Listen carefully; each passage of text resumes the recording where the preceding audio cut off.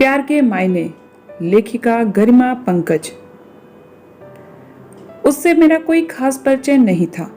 शादी से पहले जिस ऑफिस में काम करती थी वही था वह। आज फ्रेंच क्लास अटेंड करते वक्त उससे मुलाकात हुई। पति के कहने पर अपने फ्री टाइम का सदुपयोग करने के विचार से मैंने यह क्लास ज्वाइन की थी। हाय, वह चमकती आंखों के साथ अचानक मेरे सामने आ खड़ा हुआ। मैं मुस्कुरा उठी। ओह तुम, so nice to meet you. नाम याद नहीं आ रहा था मुझे उसका। उसने स्वयं अपना नाम याद दिलाया। अंकित, पहचाना आपने? हाँ हाँ, बिल्कुल याद है मुझे। मैंने यह बात जाहिर नहीं होने दी कि मुझे उसका नाम भी याद नहीं। और सब कैसा है? उसने पूछा। फाइन, यही पास में घर है मेरा। पति आर्मी में है, 2 बेटियां हैं। बड़ी 7वीं कक्षा में और छोटी 3री कक्षा में पढ़ती है। वाह, ग्रेट। वह अब मेरे साथ चलने लगा था। मैं 2 सप्ताह पहले ही दिल्ली आया हूँ। वैसे मुंबई में रहता हूँ। मेरी कंपनी ने 6 माह के प्रोजेक्ट वर्क के लिए मुझे यहाँ भेजा है। सोचा फ्री टाइम में यह क्लास भी ज्वाइन कर लूँ। गुड। अच्छा अंकित, अब मैं चलती हूँ। यहीं से ऑटो लेना होगा मुझे। ओके बाय, कह वह चला गया। मैं घर आ गई। अगले 2 दिनों की छुट्टी ली थी मैंने। मैं घर के कामों में पूरी तरह व्यस्त रही। बड़ी बेटी का जन्मदिन था और छोटी का नए स्कूल में दाखिला कराना था। 2 दिन बाद क्लास पहुंची तो अंकित फिर सामने आ गया। आप 2 दिन आई नहीं? मुझे लगा कहीं क्लास तो नहीं छोड़ दी। नहीं, घर में कुछ काम था। वह चुपचाप मेरे पीछे वाली सीट पर बैठ गया।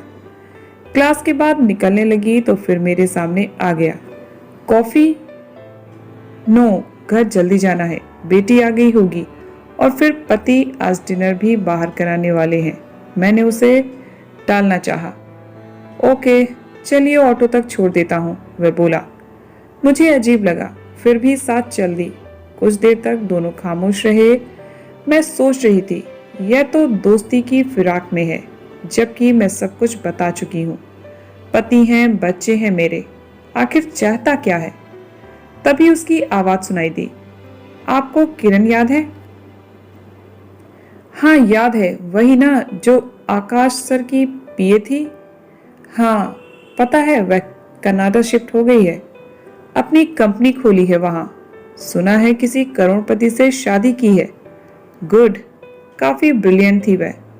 हाँ, मगर उसने एक काम बहुत गलत किया। अपने प्यार को अकेला छोड़कर चली गई। प्यार? कौन, आकाश? हाँ, बहुत चाहते थे उसे। मैं जानता हूँ वे किरण के लिए जान भी दे सकते थे, मगर आज के जमाने में प्यार और जज्बात की कद्र ही कहाँ होती है। अच्छा मैं चलती हूँ, कह मैंने ऑटो वाले को रोका और उसमें बैठ गई। वह भी अपने रास्ते चला गया। मैं सोचने लगी, आजकल बड़ी बातें करने लगा, जबकि पहले कितना खामोश रहता था।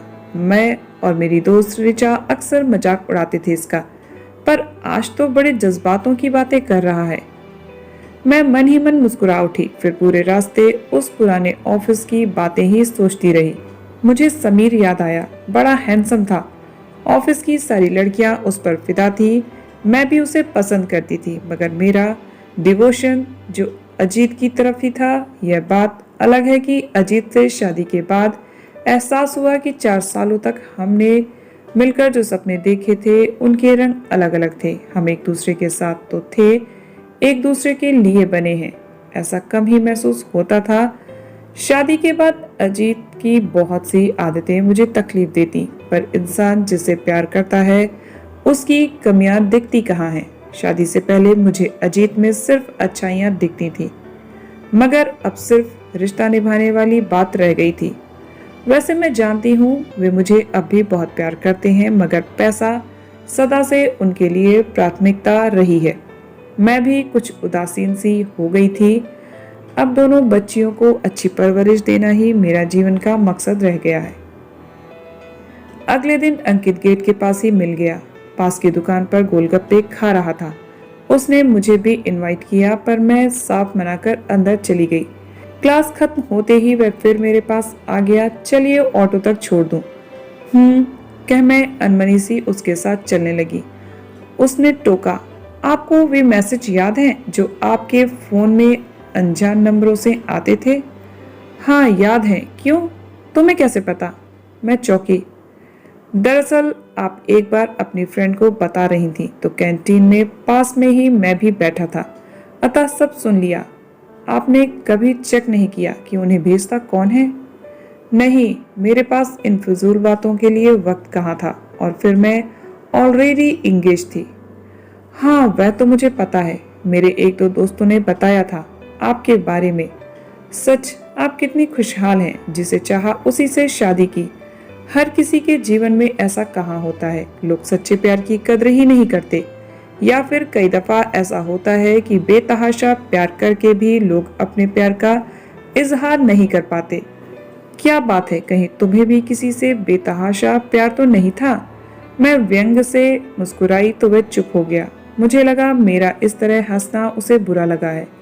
शुरू से देखा था मैंने, बहुत भावुक था वह, छोटी छोटी बातें भी बुरी लग जाती थी। व्यक्तित्व भी साधारण सा था, ज्यादातर अकेला ही रहता।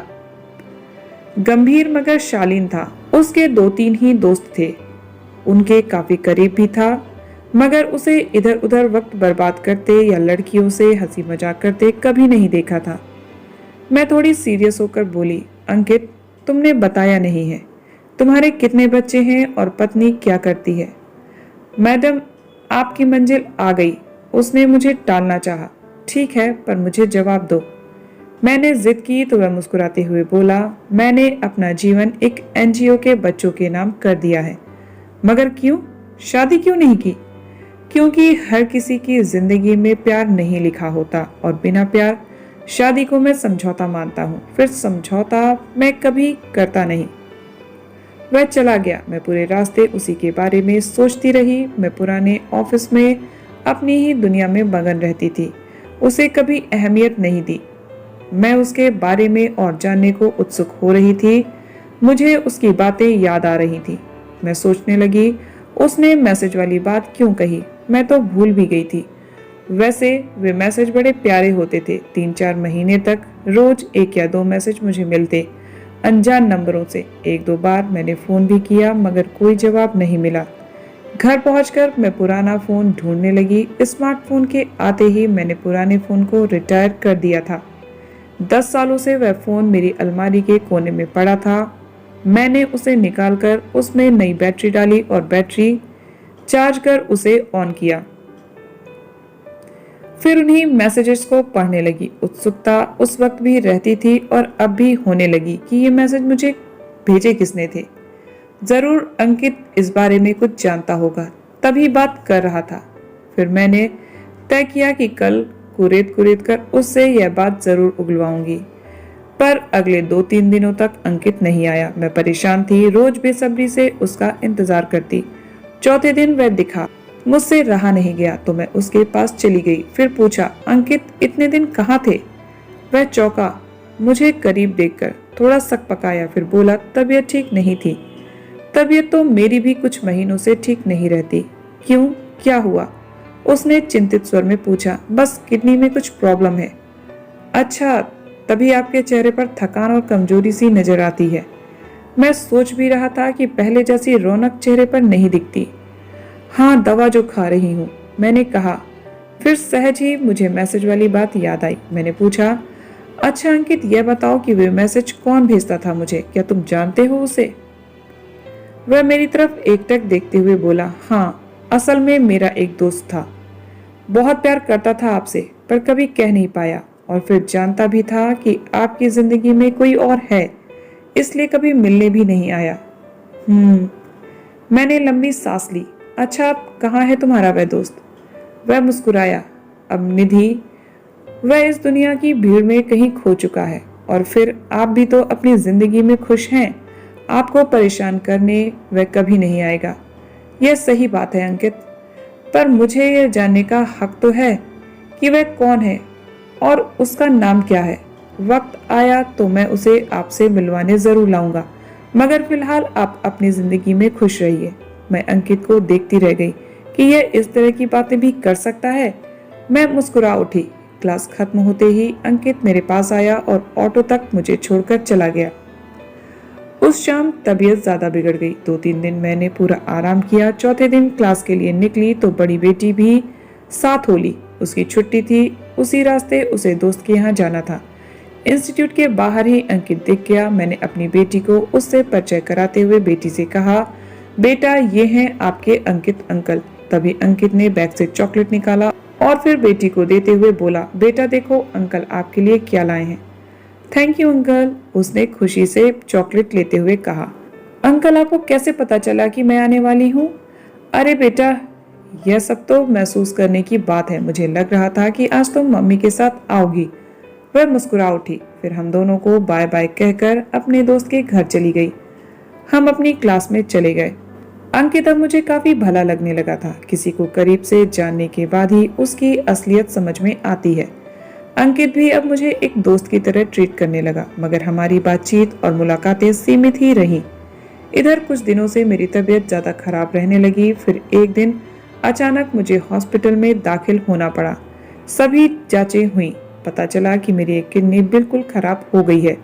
दूसरी तो पहले ही बहुत वीक हो गई थी, इसलिए अब नई किडनी की जरूरत थी, मगर मुझसे मैच करती किडनी मिल नहीं रही थी। सब परेशान थे। डॉक्टर भी प्रयास में लगे थे। एक दिन मेरे फोन पर अंकित की कॉल आई। उसने मेरे इतने दिनों से क्लास में ना आने पर हालचाल पूछने के लिए फोन किया था। फिर पूरी बात जान उसने हॉस्पिटल का पता लिया। मुझे लगा कि वह मुझसे मिलने आएगा, मगर वह नहीं आया। सारे रिश्तेदार मित्र मुझसे मिलने आए थे।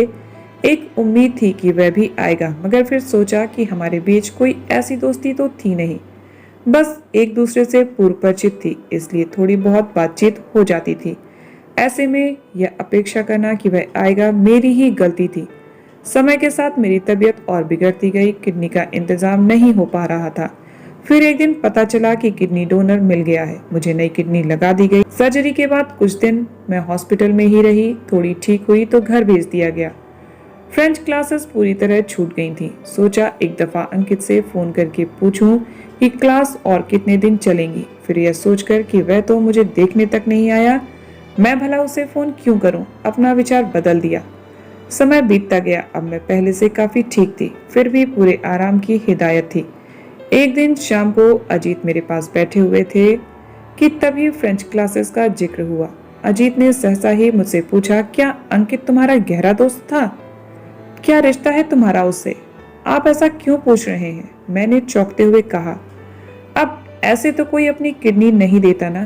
किडनी डोनर और कोई नहीं, अंकित नाम का व्यक्ति था। उसने मुझे बताया कि वह तुम्हारे साथ फ्रेंच क्लास में जाता है और तुम्हें अपनी एक किडनी देना चाहता है। तभी से यह बात मुझे बेचैन किए हुए है, बस इसलिए पूछ लिया। अजीत की आंखों में शक साफ नजर आ रहा था। मैं अंदर तक व्यथित हो गई।